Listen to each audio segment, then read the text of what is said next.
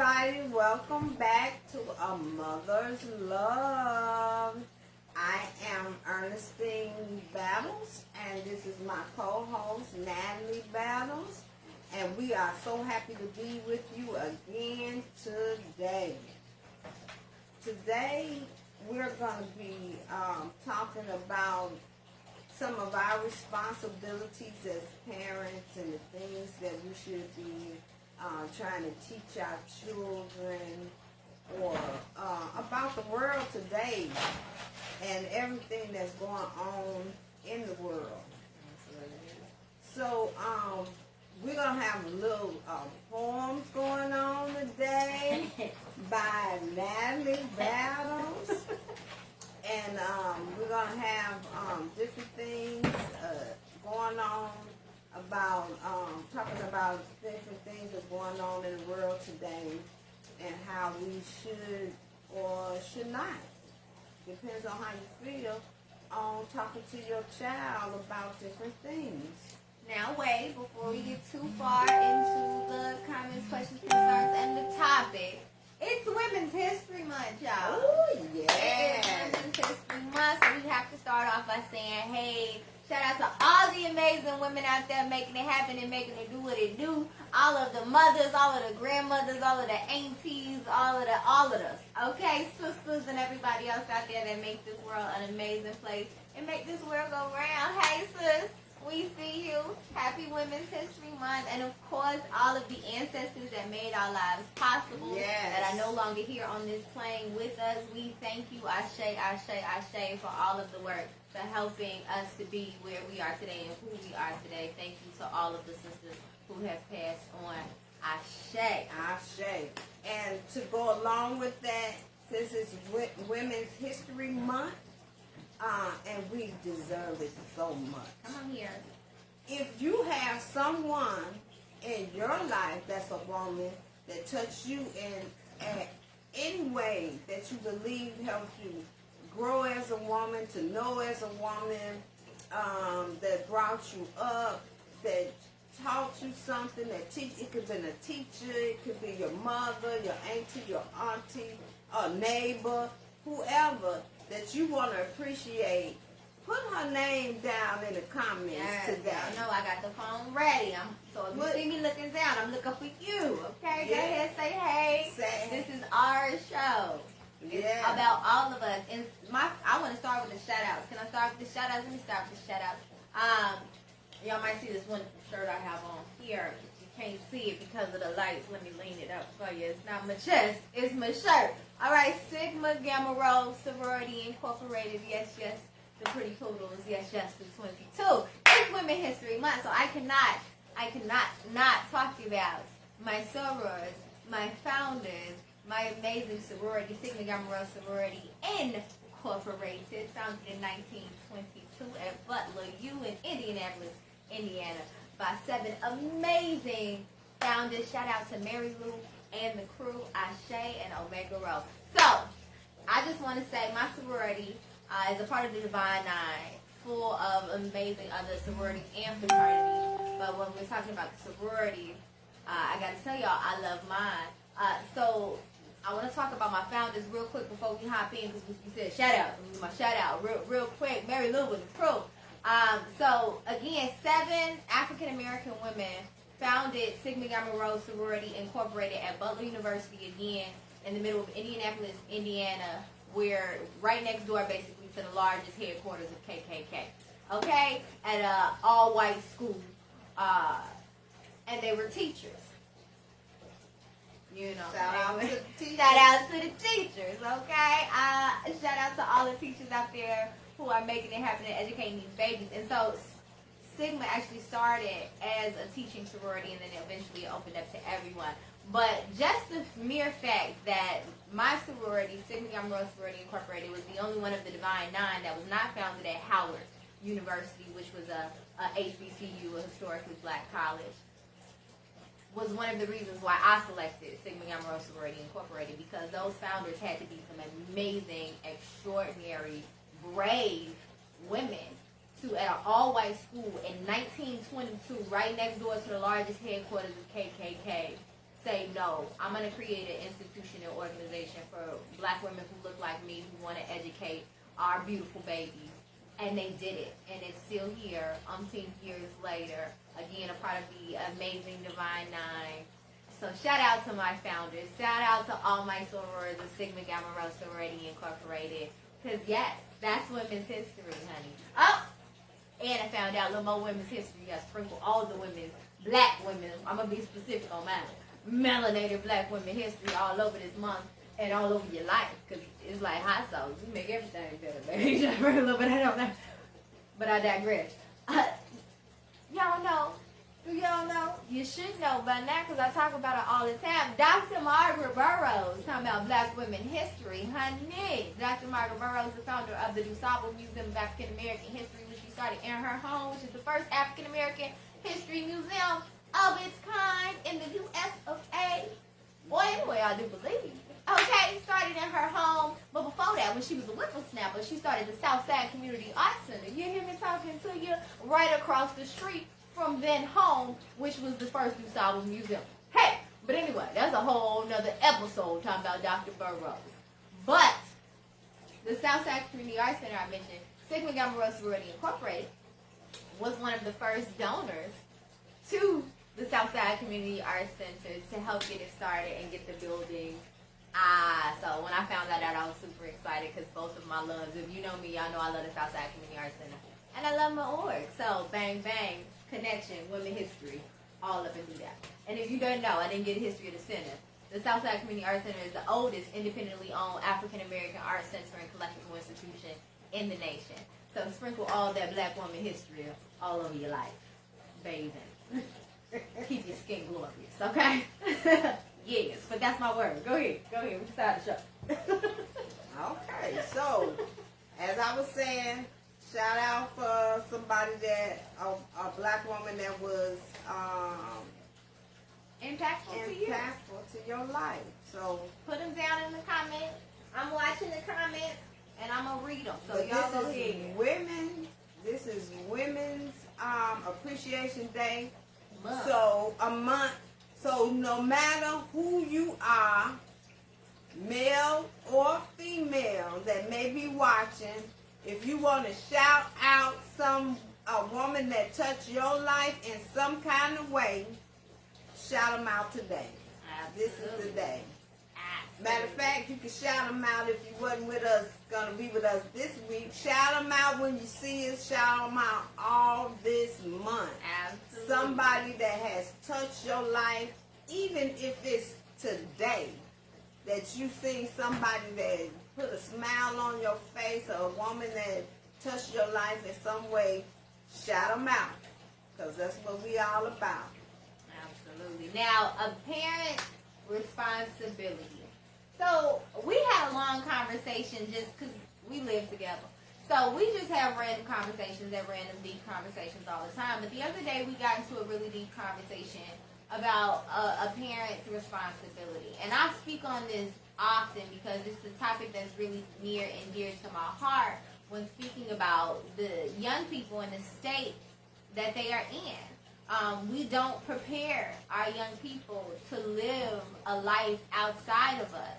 We are doing our children a disservice. And we started to talk about how when you look at the world around you and you have a distaste for it, you're like, oh my God, what's going on? Why is the world this way? You have to understand that someone raised these people. And not saying that there's exceptions to the rule where you can raise a child as best you can, be an amazing parent, and they still go do what they want to do, because we all also come here as who we are.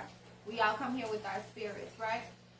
But we are, I feel, me personally, that we are doing our young people a disservice because we don't understand the gravity of our responsibility, which is not only just making sure they have food to eat and the lights are on, but making sure that we are preparing them to be the beings and the human beings that they need to be to live in this world, to make it a better world, and to raise it to another level.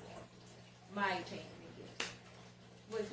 Yeah. I mean, yeah, that's a good thing. We have to remember that how child is how the child is going to be in the world when they're an adult. So we have to, sometimes we don't think of certain things that they need to know. But again, I said the world that we live in this day, even the things that we think they don't need to know at a young age, they really need to know. Because there's so much different things happening today that didn't happen when we was coming up. And we know by the arrows and the things that's happening, it's a lot of things that Natalie's sisters did that she couldn't do when she got a certain age, which she reminds me of all the time, okay? But she couldn't do those things because I was like, times changed throughout these years, and it's things that you can't do alone that they were able to do alone. So our world is really changing, and it has been changed in this last year since we had all this racial, the last 4 years, since we've had all this racial things going on. The last forever. It's forever, yeah, but more, it's been more blatant and bold the last 4 years because of the ex-president that we had was more bold in the things that he said and he did that allowed other things to happen in our world. So now it's things that we need to talk to our children about that we might have talked to them about when they were older, but now we have to talk to them now while they're younger. Because in our world and society today, we've seen so many of our black people getting hurt by police officers, white people, while their children was sitting right there watching it happen. And it's also happening to the children. Right. I don't know if you've seen the recent case. I believe it was a 9-year-old girl, and the police officer, she was calling for her parents, and they handcuffed her and put her in the back of the squad car. I've seen videos where they were taking children out of daycares and putting them in the back of police cars. It's ridiculous. And so we kind of started this conversation last week on really, not last week, but week before last, the last show, where we talked about how we have to prepare our children to live in a world without us. Right? So this is pretty much round 2 of that, but also not only just preparing the children to live in this current world and again making it better, being amazing beings that can elevate this situation, but also the responsibilities of a parent in the ways to do that best. I think a lot of the times we think our children are just extensions of us, right? That they're not their own people. And I beg to differ. Our children come here as who they are. You can look at a newborn baby and they have so much personality that you're like, okay. And you instantly know if you have more than one kids, or you know each personality is different. And that's not new. That's not taught. They come here that way. So we all come here as our own individual beings, but if we never give our young people the space to figure out who they are and what they're supposed to do, then they'll never know, right? But as parents, we have a responsibility to prepare them and step out of their way. We can stunt their growth, and that's what we talked about on the last show. We can stunt their growth. We can disable our children, but the step and the key thing to look at as a parent is it's your responsibility to move out of their way. When you're trying to teach them something, sometimes you got to let them do it. And last couple of weeks ago, we talked about how we tell them to do things, and then we end up doing them because they either doing too slow or they act like they don't know, and we get frustrated. Forget it. this is what you do, and we end up doing things for them. And I think when they get a certain age, I'm going to act like I can't do it for mom can go on ahead and do it, or daddy or whatever. So in certain aspects, we have to try to teach them, step out their way, and let them learn what's going on. And then also know what you are teaching them by your actions, and knowing that they need you. And so one thing that I really wanted to talk about on this show that we brought up in our conversation that we were having alone was that a lot of the times we're still trying to live our best life as parents to the belittlement of our children or the disadvantage of our children. Not saying that as a parent you can't still have a life. You should still have a life, because as we mentioned before, one day your kid's going to be grown and gone and you're going to be sitting there like, hey, what do I do now? So please still have a life. We get that. We're not telling you to not have a life. But you have to, your responsibility as a parent is to prepare these people. So sometimes you're going to have to put some things on the back burner. And the poem that my mother asked me to perform for you all today that I'll be doing a little later, it speaks on the fact that a lot of the times parents are still trying to act like they did before they had children. Again, not saying that you can't still work on your dreams, not saying that you can't still go to school. I don't understand, and I never subscribed to the fact that once I had children, I couldn't still reach my dreams and live my best life, because I do. I'm actually living my best life now more so, and making my dreams happen now more so after I've had my son. So don't let anybody lead you to believe that your life stops or you can't work on yourself or progress because you have children. I know that was a thing back in the day. Right. I mean, but that's not what that's not what we're trying to say. Sometimes, and I'm not saying every parent or every mother, every father or grandmother or grandfather don't want to do things for their child or sake. But we have a lot of people who want to continue to live the life that they had before they had children. It's some people who want to live that life. I mean, almost if they don't have any. All of us as parents, like I had to, I'm there for my child. I'm there. I watch my grandchildren 24/7 if that's what I got to do, But I'm going to watch them if their parents are doing productive things. Like if they're working, if they're going to school, I would leave my job. I mean, it's plenty of time I done left my job and go pick up kids. And when I didn't have a car, on the bus and take them back and watch them while their parents went to school or got off of work or things like that. And don't get me wrong, sometimes they deserve to go out and enjoy themselves, and I will watch them then. But it is not a... Because parents also need breaks. They need breaks. But it is not every weekend I'm going to be watching your child, and I'm going to be watching them during the week while you working too, or while you doing whatever you doing too. It's not that. It ain't that kind of party. Because we have to, as a parent, we have to be responsible enough to be there for our child also, to teach them some things about life, period.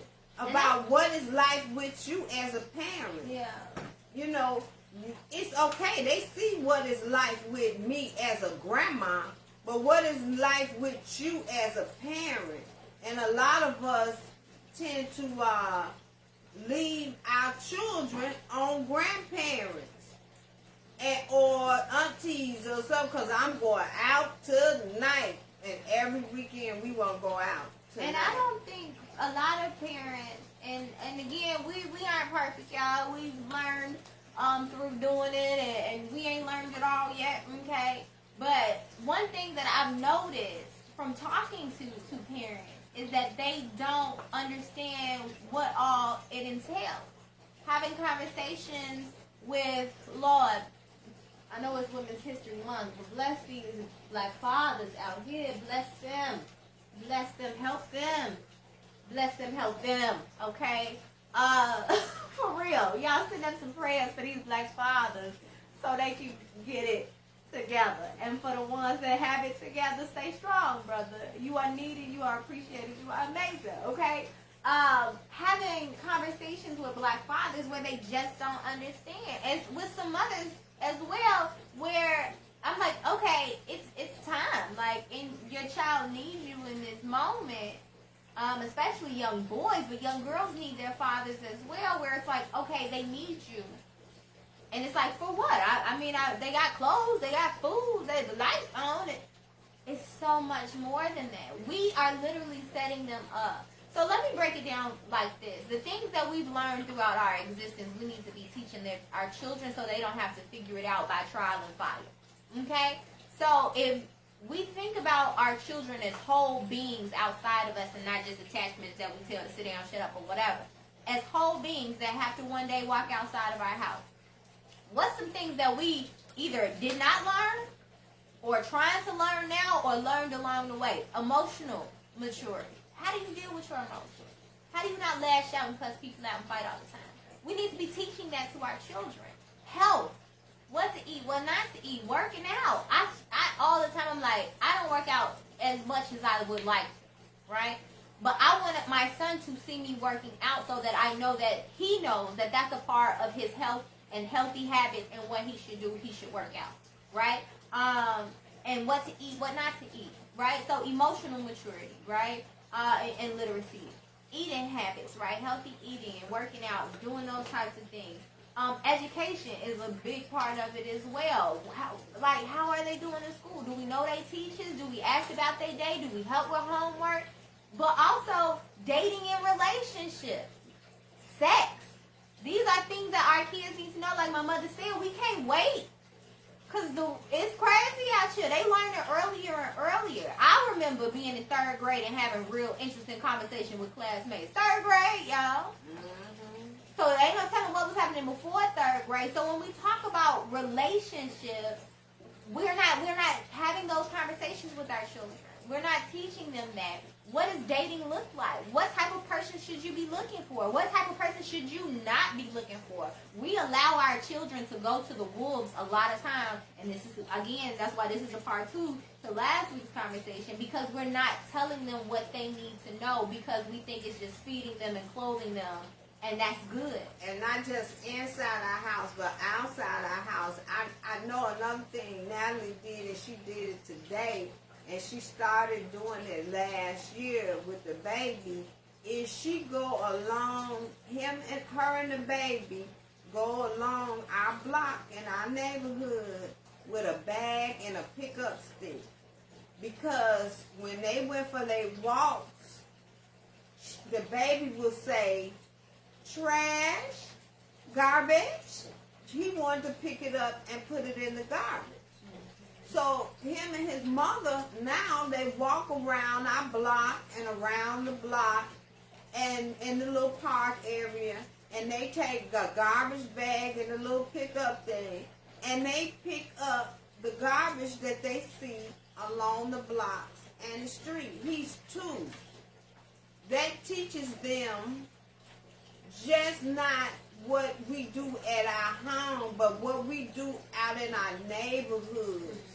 As we go here, there, I see so many people just throw stuff out of their cars or walking down the street, just throw garbage on the floor, papers and stuff on the ground, and that's not helping our neighborhood. Have you ever heard of somebody say, oh, I went over in this neighborhood, it was so clean and pretty, and then I went over in that black neighborhood over there on 100 and something, and it was nasty. All I seen was garbage. But I want to say something real quick. It's not all the time because they don't throw stuff on the ground. It's because they tax dollars have somebody pick up the garbage that they throw on the ground. Just want to say that. Whichever, we need to learn to keep our own neighborhoods clean. And it's a sense of community. And that's another step outside of relationships. How to treat the environment, how to treat other people, and how not to be self-centered in our thoughts. Yes, you have to start with self, but then it's a greater whole. Y'all, she cooking cakes. Y'all, she gotta go check on them cakes, y'all. She can't let them cakes burn up. But it's the greater whole, and these are things that we are not thinking about when it comes to our children. We can't just assume that they'll get this information along the way. We have to teach this to them. So if I'm telling him it's important to clean up, and when you make a mess, what do? You clean up. And that's something since he was able to talk, one of the first statements or phrases that he knows to say, when you make a mess, what do? You clean up, and he starts to clean up. So that's kind of how it started when we went outside. He saw the mess on the ground. He wanted to pick it up. So I said, I got to be a woman of my word. If I'm telling him this is what he needs to do, I need to back it up outside of the house as well. So that's how cleaning up our block and our area started. But that also teaches him more than just cleaning up. That's a responsibility. Just like you said, a parent's responsibility, a child's responsibility, a human being's responsibility is to take care of the environment, take care of their community. It's not just about me and my household. It's about the larger good, right? And this is the same thing with issues and problems in the community. When we look at it and go, oh, that's not my issue, that's their problem. Put it in this perspective, like trash on the street, right? If I come outside and I just clean up in front of my house, but the neighbor and across the street and everywhere else got trash, don't you think the wind gonna blow? It's gonna come right back in your house. And that trash gonna come right back in my yard, right? And it's the same thing with issues in our community. It's the same thing with over-policing, right? We talked about police brutality. It's the same thing with economics, right? I can win. I can be rich. My house can be clean. But don't you think when that wind blows, it's going to come right back on over here in my house and my yard? We have to have a group and a collective sense of responsibility, and those are things we teach our children. And y'all know how I feel about Kwanzaa. If you don't, let me let you know. Kwanzaa is how we should be living our life. Kwanzaa 365. I'm going to be dropping that initiative and that pledge real soon. Y'all be on the lookout for that. But Kwanzaa 365, those 7 principles of Kwanzaa is how everybody on this planet should be living their life. Collective work and economics, working together, making sure our finances are together, treating people right, using our creativity, defining ourselves. All of these different principles, all 7 of them, are important to a life. Again, creating that being that can also live, thrive, and sustain outside of you, but also make this world a better place. So if we're not teaching those 7 principles of Kwanzaa, and a lot of people are doing it without even knowing they're the 7 principles of Kwanzaa, shout out to y'all out there, right? But if we do this, if we teach them a sense of culture, because that's another thing we have to teach our children. If we teach them a sense of self-worth, because that's another responsibility we have as parents to teach our children, then know that that's going to be a part of the greater good, and that's going to trickle out to everyone else. I also look at it this way. If you have negative people having children and spreading negativity, and then that spreads, because it goes on generation by generation, because if you don't know no better and you out here being crazy and you have kids and they ain't going to know no better, because a children's and a child's, a baby's reality is formed by what they see every day. And so a lot of times when we look at the world around us and people, and we like, oh, how'd you get like this? That's their normal. That's their reality. That's why you can give them common sense and they still won't take it, because it's not their normal. It's not their reality.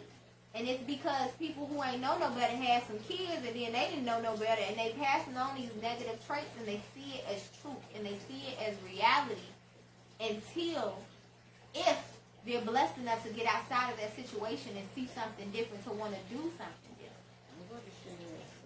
Go ahead. Some people come here. I want to also say something about next week. Now, we've been on the things and how we should treat our children or teach our children for the last couple of weeks. I think we need a party next week, next 2 weeks when we come in. We need a celebration of us as parents and what we do and how we can get some stuff started. Absolutely. So, this just coming through my head since I've been asking y'all to give me some suggestions. Party next week. When you sit down, not next week, but the week after, when you sit down with a mother's love, bring your little drink. Oh, bring your wine.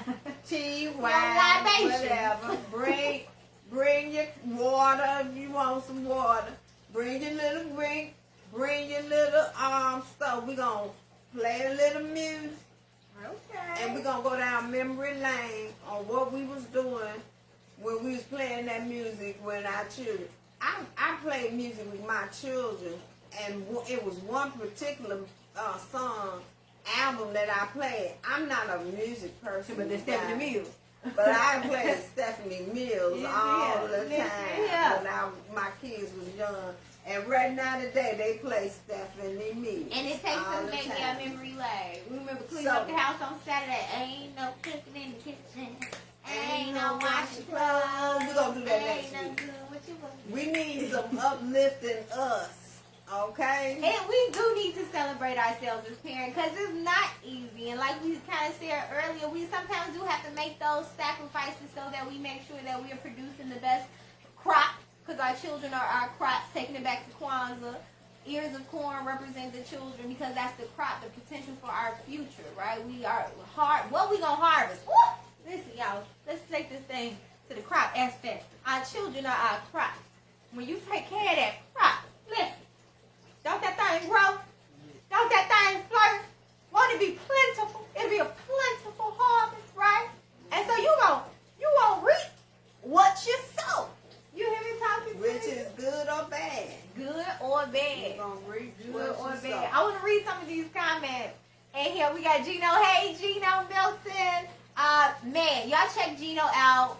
He is a marriage counselor. Him and his wife, they are both amazing and hilarious. So go check them out. We need y'all. Come on, melanated marriage counselors out here. Y'all go hit Gino and his wife up. Amazing, amazing, amazing. But Gino says he sometimes gives his daughter a break. He loves having his funny bunny with him, which is his granddaughter. And they say he said his daughter does need to have a social life, so they'll have her, but ain't no every weekend.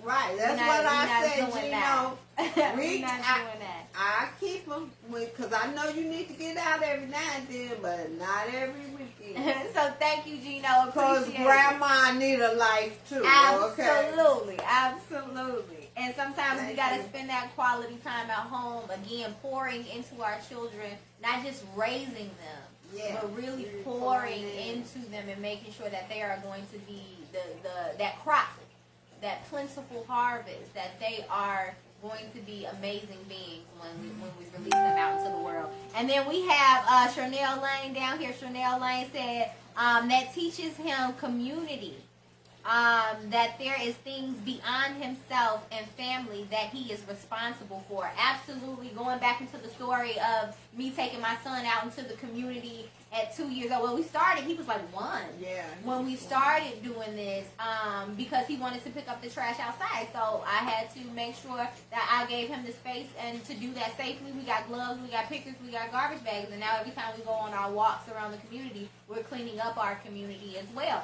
So if that's for you, adopt it. Please take that. That's not mine. Go ahead, clean up your community. That's absolutely necessity. We all should be doing that, right? Or at least being more conscious while you're in the community, not to throw things on the ground. And get to know your neighbors. Absolutely. Because that helps. He also see the neighbors and I working together. When we shovel snow, we out there together shoveling each other's snow.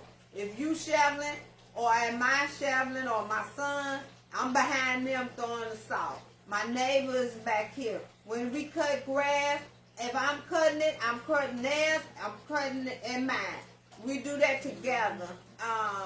Because you never know sometimes what a neighbor might be going through. They may not come tell you. But if you know that they're out there cutting their grass every other week or so, and all of a sudden they're not cutting their grass, or they're not picking up like they used to, then maybe something going on where they can't do that. So why not say, let me do this for them? I go down the street. I see, and we got an older man way down on the end of the street. And he be out there shoveling snow and trying to clean his driveway out for in case he needs to go out. I get my shovel. I walk down the middle of the street, and I go down there and I help him shovel snow. And he be saying, no, I got it, baby. I do a little bit, and I go in the house, and I do a little bit, and I go in the house. I said, well, I'm going to do a little bit with you. And we don't have to do it alone. That Right. goes back again to those principles of Kwanzaa and instilling these things into our children young, but it's never too late. So if they're older, catch them now. It's never too late, but again, it's always easier when you instill these things into them young. Like Chanel Lane said, thank you, Chanel, for commenting. Thank you, Gino, for commenting. That sense of responsibility that you instill into your children is not just about you. It's Right. not just about your immediate family. It's about the greater good. And if we all had that sense of community, we will all be working towards that greater good. And going off what my mom said, he does see the neighbors while we're out. And today, more than any other time, I guess because it was a real warm day and we were out earlier in the day, people were either, walking out, going into their cars, or just standing on the porch. And so he actually got a chance to see them, and as we were cleaning up, they thanked us. They was like, thank you so much. Keep up the good work. Just thank you so much, And the older woman on the next block, she said, every time I see you, baby, you out here cleaning up. I said, yeah, I got to teach the little man how to take care of the environment in his community. And she said, that's right, And so even if people aren't doing it, lead by example, y'all. Right. You encourage other people by you just going out there and doing what you need to do. You doing the work. And somebody else going to see you, and one day you ain't going to be the only person cleaning up. They going to see you, and they going to hop out there with you and start cleaning up too. Or one day you going to look up, and you going to be in your house, and they going to be out there cleaning up the block. You encourage people by just doing your work. Yeah. And that's that part. And that's how we encourage our children. Because we're teaching our children by doing it ourselves. Like I said, I want my son to see me work out. So he can know that's a part of how you stay healthy. You need to work out too, son. You know what I'm saying? Whatever we do, good or bad, we're teaching our children. So it's our responsibility to become our best selves, not only for ourselves, but to teach our children what to do as well. So I think that's really important for everyone to really remember. It's our responsibility. And it's enormous responsibility, y'all, because we are literally creating the future. No matter how you want to package it, flip it, dip it down, look at it, telescope, however you look at that thing, we are literally producing the future. So if you are unsure, wavering, disappointed in how the world is looking, create something better. Install something better into your children so that when it's their time, because it will be their time, they're leading in a different way. They're healing this community and themselves and the people around them and their children in a different way. That's our responsibility as parents, as aunties, as uncles, because it takes a village. Like my mother said, parents can't always tee up, like we may used to. You know what I'm saying? If that was our life, we got to make sure we're there for our children and instilling some things in our children. But when it is grandma's time, it's also her time to lead by example. It's her responsibility to pour into these children. Because again, parents need a break, Lord. You need that me time. That was one of our earlier shows.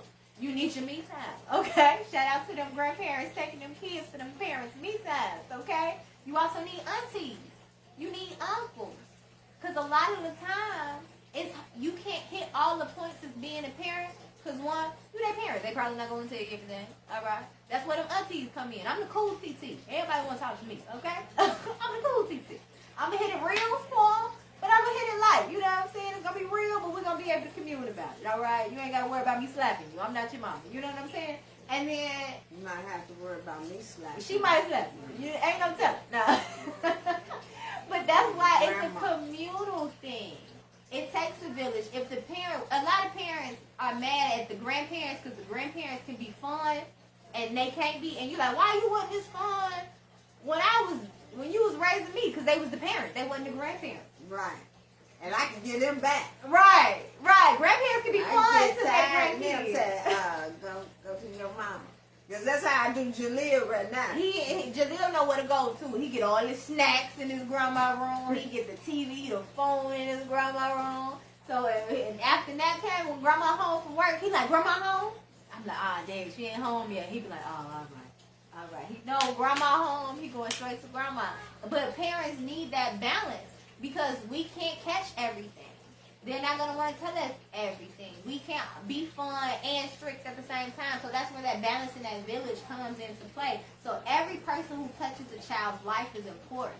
Yeah. Again, grandparents, aunties, older cousins, teachers. We talked about teachers earlier. Yeah. Uncles. Everybody who touches that child is important. And that's another reason why you got to make sure your village is tight. You got to make sure your tribe is tight. Because you don't want them going out into this support that's supposed to be your support and learning something completely different. Right. You don't want them learning something completely different. You want them to be based on it. I had, when I worked, I was working at Gillespie as a cook. So my manager there was Patricia Cleveland. She's gone home to glory right now. But her daughter also worked with us, so she could come and talk to me about certain things that was going on that she couldn't come talk to her mother about, or she was afraid to talk to her mother about at that particular time. So I would talk to them. I give them advice, and then I will tell her, you know you're going to have to tell your mama, right? And she would eventually tell her mother, because I talked to her, and she would tell her mother. Now, after they got real older, and we used to have barbecues together, they were talking about it one time. Yeah, I talked to E-Baby about this, I talked to her about that. And she would never go tell mama, but she'd tell me I need to go talk to her. And then she looked at me, she said, they talked to you and you ain't tell me. I said, I couldn't tell you. I said, because, betrayal of trust. Right, because they're trusting me to talk to me. And it wasn't detrimental to them. Right, that part. So now, if it was detrimental to them, then of course I was going to talk to her. But it was just little stuff, like I let my little brother drive and he put a dent in the car on the side. Something like that. I was like, you need to go tell her that. And she would go tell her, but she would talk to me first. Sometimes children need some people to talk to because they're not going to come talk to you. You want that person to be sound mind. Right. You want them to be a sound mind. You want to be able to talk to them, and you want them to be able to listen to what you say. You want to tell them something righteous to do and not something detrimental to do. And when we talked about this, we were talking about one time when I was talking to somebody, I think this week, and we was talking about the same thing. And we said, not like the uncle that gave his niece the gun to go out and shoot somebody. You don't want those people. Or not even the mother who gave the knife to the daughter to stab somebody. And these people ended up in jail because they killed somebody. And the thing is, that's another responsibility as a parent. We have a lot of them. But another responsibility that we have as a parent is to vet the people in our children's life. And that includes your family and your friends. So if you got some friends that you don't want your kids talking to, then that probably shouldn't be your friend. If you got family members that you know is probably going to lead them astray, then you're going to have to distance yourself. And you got to talk to them also about things that you believe and not believe in, because my first thing when things going on in my kids' life, my first thing that I'm going to ask them is, did you pray about it? Okay, that's my first thing. So then we're going to talk about some sensible ways to get up out of this situation. Okay, we're going to talk about after we didn't thought about it, after we didn't contemplate it, and we're going to try to get through this without violence and stuff like that. Even if I got to call the police or go up to the school or whatever it may do, I want to speak to some sensible adults in these situations And every adult ain't simple. And right, everyone ain't. So you got to be prayed up, because I know I came out and said, Lord, let these people be right, because if they ain't, the other side might come out. But you know, so far I can say I've been through some stuff, and with my children or myself, and the Lord allowed it to be good. The parents are apologetic. They were, oh, I didn't want that. I'm sorry, you know, that this happened, or whatever the situation might have been. It turns out to a good situation if you be patient, pray about it, and go in there sensibly. And that's what we have to do. We can't go in there cussing out people and telling them what you gonna do to them without finding out the whole situation and the whole truth about stuff. I say lead with love. And this is for dealing with other people around your children, dealing with your children, dealing with any situation you could possibly be in. I say lead with love. Even in situations where you don't want to lead with love. When you want to lay some hands. When you want to tell some people some words. You know, lead with love, because at the end of the day, what you are putting out is what you're going to get back. And so if you start in the conversation, and yeah, she said, why can't I with the laugh? Because you should lead with love. Right. And love is the key to all things. Love is the thing that calms stuff down. You know, I done been in some situations. I done been in the back of cars going 100 miles an hour. I'm the only one in there praying. I done been in situations when I really want to snatch up somebody, but I know the Lord has to come in here and lead me in the right direction because of the love that's going on. And I know that if I wasn't praying, nobody in there praying. You know what I'm saying? So sometimes we got to have love through the whole thing. I don't care if they're your relatives, a friend, or enemy, or nobody. It's somebody that you don't even know about. You cannot go in situations just jumping and emotional because we don't give our time, our brains time to sort out the situation because we're too emotional. So yeah, we got Gino on the line. Gino, I also do another show on Wednesdays after this show, and Gino was a guest on that show called Oh We Gonna Talk 8 p.m. if y'all want to catch that too. And Gino said this point, and it made all the sense in the world. Shout out to you, Gino. He said, when you're happy or when you're sad, when you're mad, when you're too emotional, you lose 20% of your brain. You do, Gino. Thank you. You lose 20% of your brain. And he like, that might not sound much, but if I ask you, what you say, Gino? If I ask you, I'm gonna take 20% of your check, that's cool, right? You gonna be like, nah, I need that. Run that 20%. Right. So it's the same thing when you are making decisions. Right. When you're talking to your children or anybody else, when you're coming from anger, you're not thinking fully. And most of the time, if you got a regret in your life, it came because you was feeling one emotion. It don't have to be anger, but you was feeling one of them emotions too much. And you moved a little too quick or said something or did something a little too fast. And that's where the regret comes in. So a lot of times we have to take a moment. And that's a responsibility as well as a parent to not slap a chair. Okay, we don't condone that here at A Mother's Love. Sure. You know, or none of those things. But also take a moment to show them how to take a moment. Thank you. And I also communicate with my child when he getting on my nerves. I don't be like, boy, you get on my nerves, get away from me. Sometimes it may slip out that way. But I say I'm sorry later. Okay? But I got to stop her because she'll keep talking. Go ahead. I got something to say. Get in there. Listen, I told my child, one of my children, I told her, I said, when you're trying to get your point across, but all you doing is hollering, no one pays attention to what you say.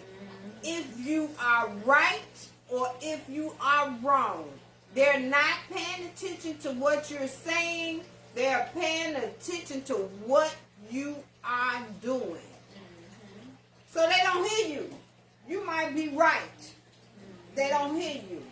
And I had one time I was taking them to the library. I'll never forget it. And in the car, I was talking about being respectful and how you can't let people get on your nerves and just jump, you know, and just say anything and everything.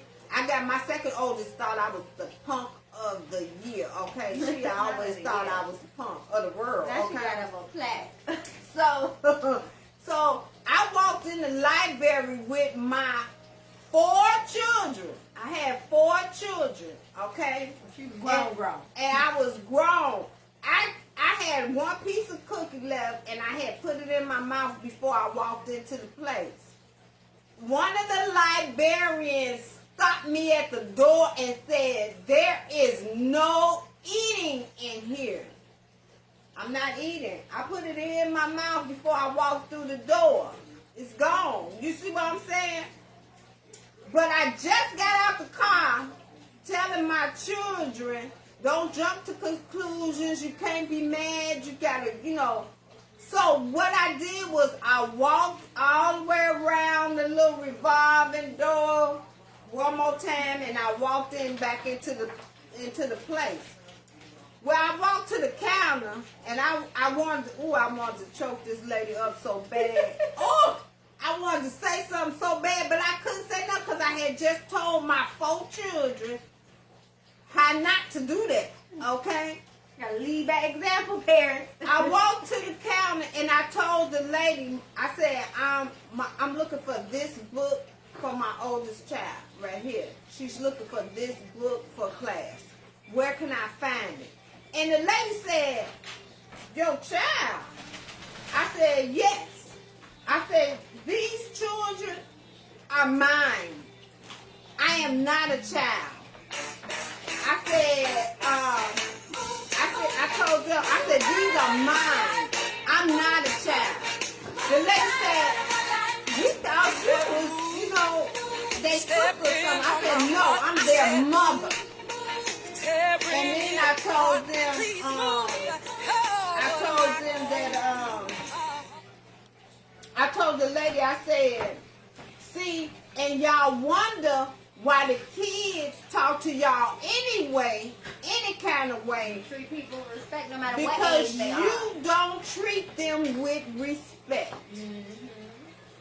If you want respect from them, you got to give respect to them." Absolutely. And so the lady was so outdone, and the other lady looked over, and she thought I was a child, so she could talk to me any kind of way. But Lord, did I want to snatch that lady up so bad. Because it was her responsibility to show us for children. Right. What to do and how to react. I had to show them how to react to if that. we wasn't there, it might have been a different conversation. Right. But I don't know if you all have heard of this book. Okay? It's called The 4 Agreements. Right? And within this book, I talk about it often on a lot of different shows I host, y'all. But I don't think I've ever mentioned it on here. Have I mentioned it on here before?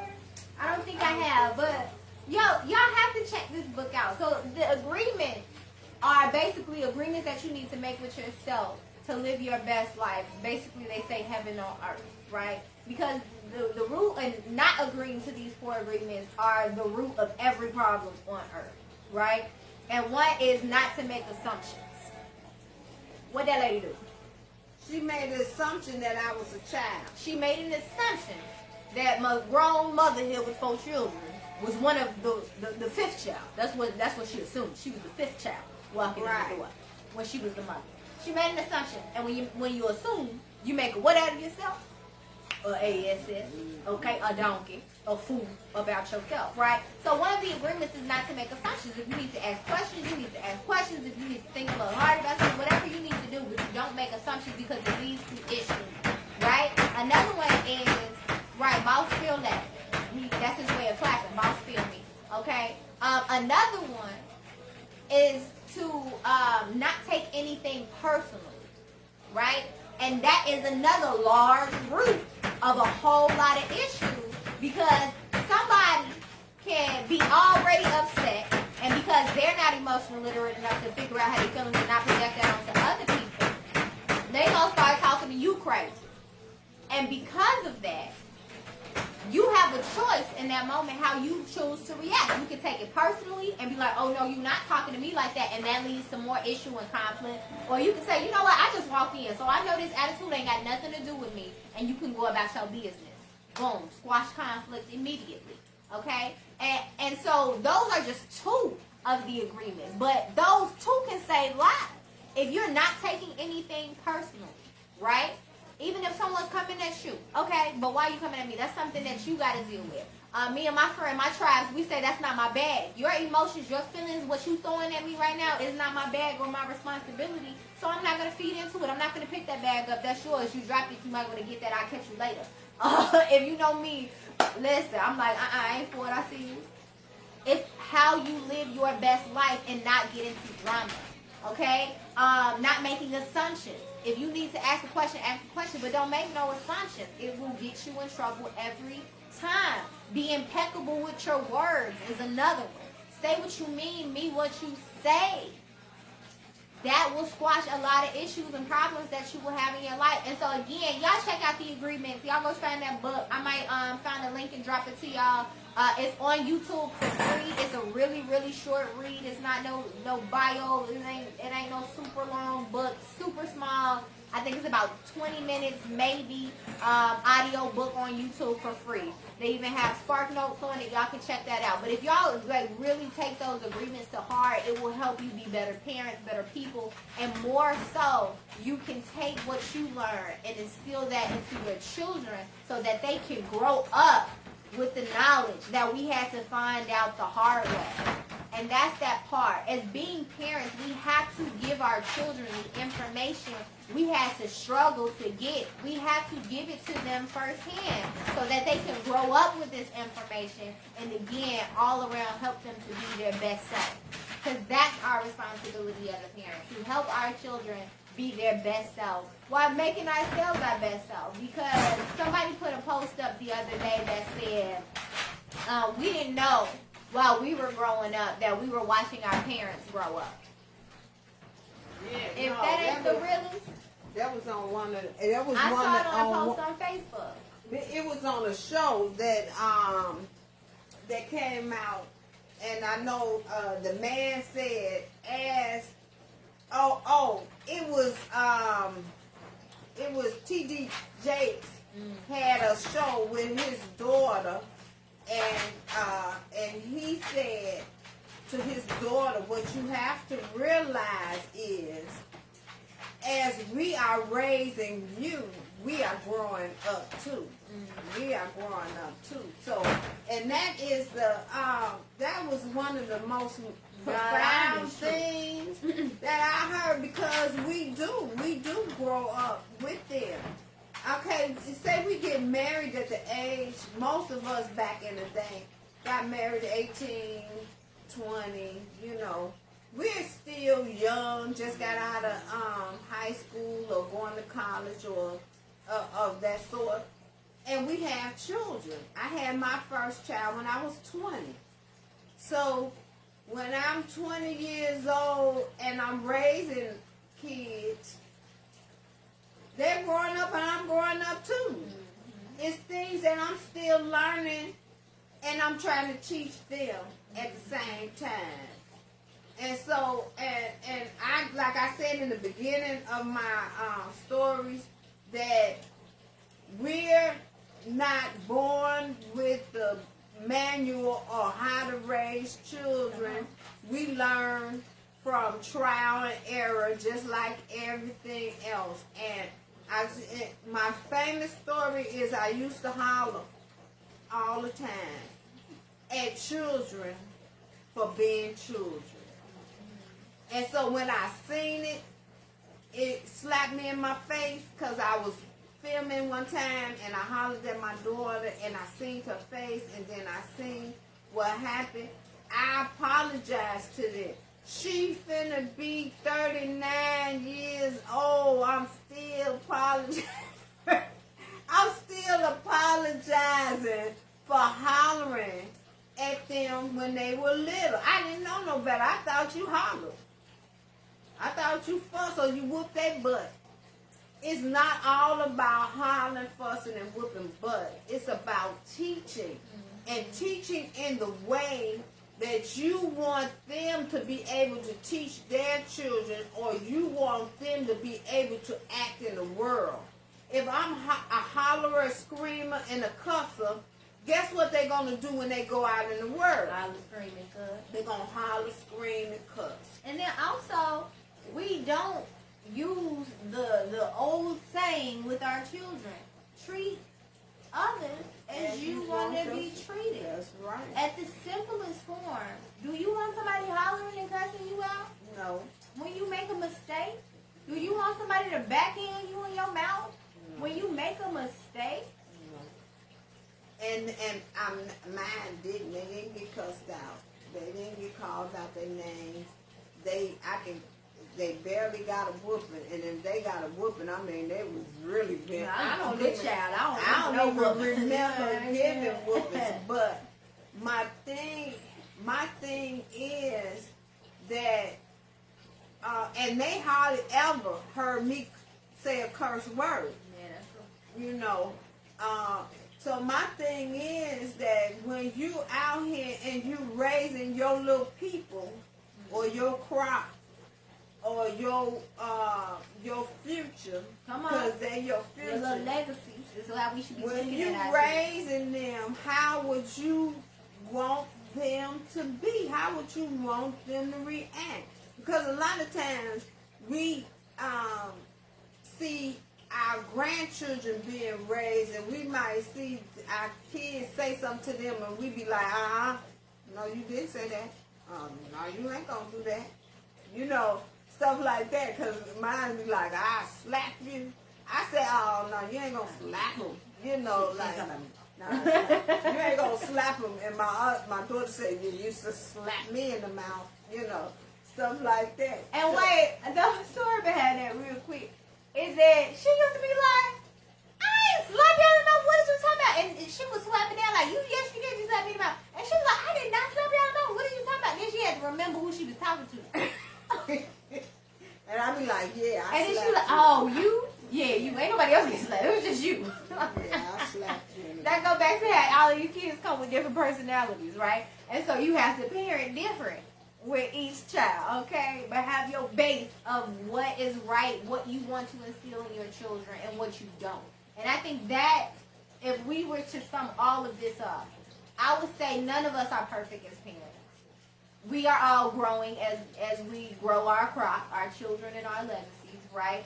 But if we remember those agreements that I mentioned, not to take anything personal, because baby, you be taking it personal. A kid, Jaleel got this thing when he's saying no now, and he know how to spell and read and stuff, so he be spelling it, he be like no, N-O, and I be like, boy, I'm still. But you can't take that personally. He's not saying it directly to you. He experimenting with words and stuff like that. Oh, I'm going to correct him. Don't get me wrong. I'm going to correct him. But I can't take that personally. He too. You know what I'm saying? But when children do certain things as parents, we like, oh, and I didn't sacrifice and did and cooked and cleaned and worked and boop and boop. And you got the audacity to do anything other than what I told you to do. We take it personally. Sometimes you do take personally, because I mean, especially when they old kids, not that no baby. Listen, we can't take it personally. Don't take anything personal. Be impeccable with your words. Don't make assumptions. Even with your children, don't assume that they did a certain thing because of a certain thing. If something happens, talk to them.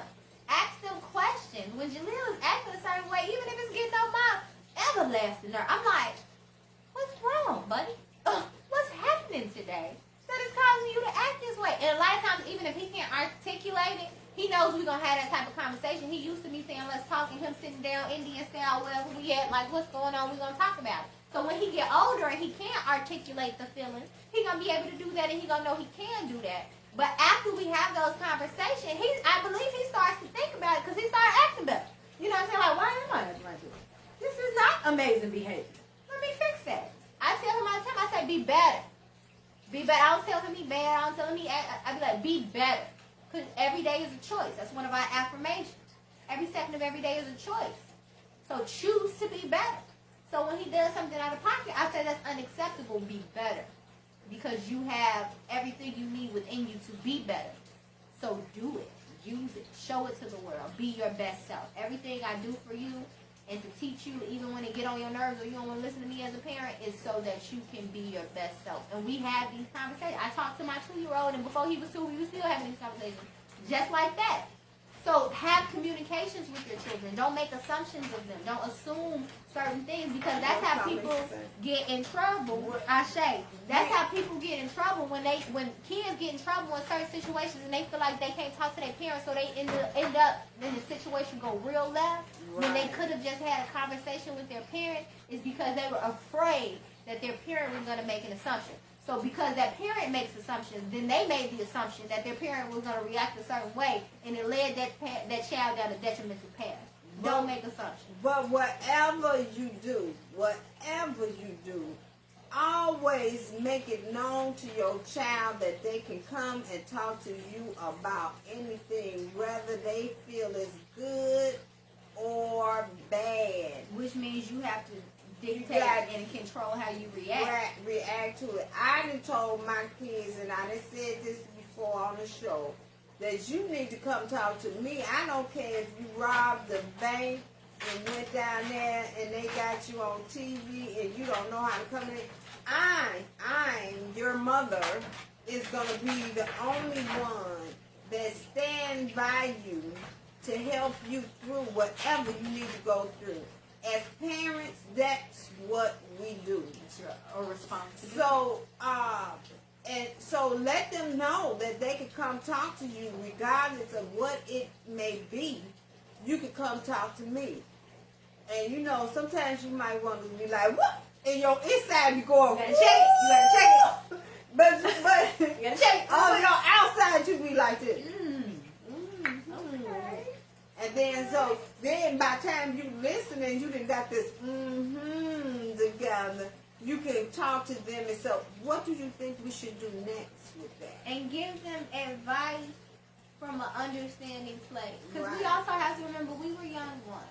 We may not have done the things, whatever it is that they've done, but we were young basically and didn't know much. Experimenting, figuring stuff out, doing stuff with our friends or whatever it was. So we have to remember that when it comes to our children, though we want to hold them to a higher standard, they're human. And they have to be able to come to you human and understand that you're going to help guide them and not just reprimand them. I start again now with my 2-year-old. I asked him a question and he'll tell me if he did something wrong. Like, he went in the other day and started eating candy out of mama's room and ain't nobody know. We walk in there, he got a mouthful of candy. Bruh, did you eat the candy? Yes. I ate the candy. Of course he gonna get in trouble for doing that or talked to for doing that. But I say thank you for telling me the truth. Thank you for that. But you understand why you can't do that and why next time you should ask somebody first, right? And we talk about that afterwards, right? I'm not gonna just haul up and cuss him out and be mad and put him in the corner because he told me the truth. And we want them to keep telling us the truth and coming to us all throughout the year. Just tell me the truth. Don't be lying to me. Then you smoking.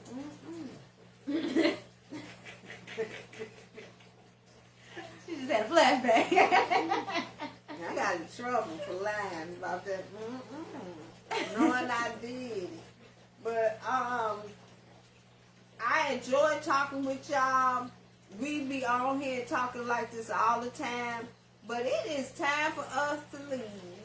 And as we wrap up, I want, wait a minute, don't forget, next week is party. I want you to write or tell me or be ready, 2 weeks, to be ready to say something good about you.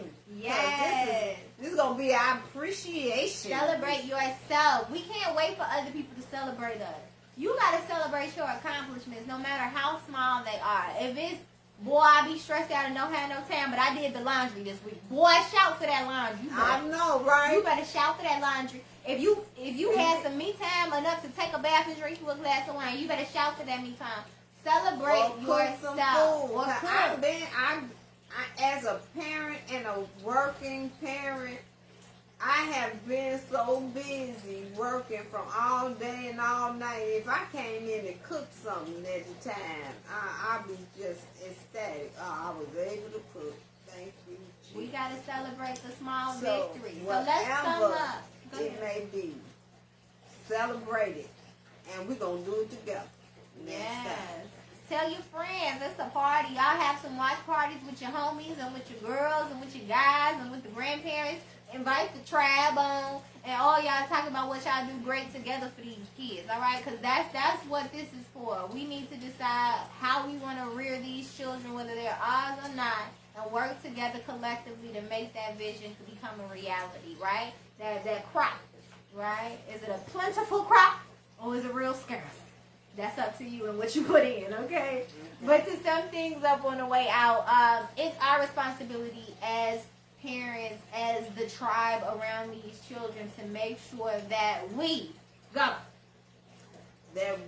teach them the things that they need right now in our world today, and that we give it to them with love. Absolutely. So lots make of sure love. that you all are pouring into the young people in your life. Make sure that you are leading with love and letting everything else fall behind that. Make sure that you all are instilling the things into your young people that they need to be the best beings that they can possibly be. And make sure that you're leading by example.